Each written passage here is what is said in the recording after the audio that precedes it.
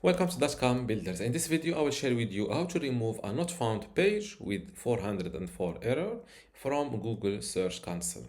So first, log into your Google Search Console account. Make sure to select the correct property from this list.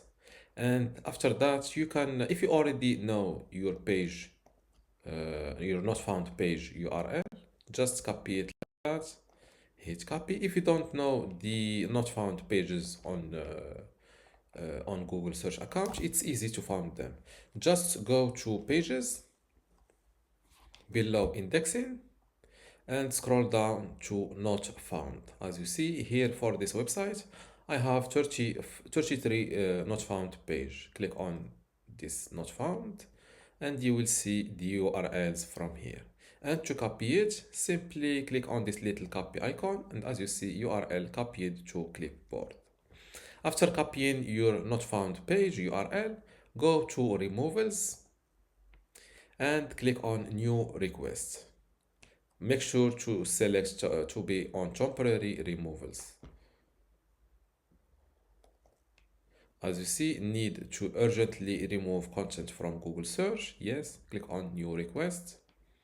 Enter your page URL here and go with remove this URL only. Since I don't know if my page does use a prefix or not, I will go with remove all URLs with this prefix. Click on next. Remove all URL with this prefix. Yes, all URLs with this prefix and all of their variations.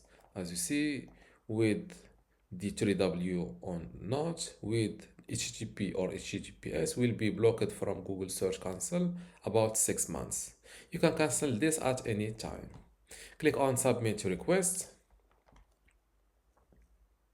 And as you see, request submitted. And they are now processing my request for temporary URL removal. And this is how to remove a not found page with 404 error page in Google Search Console. If you still have a question, leave it in the comments below. Don't forget to give this video a like. Thank you.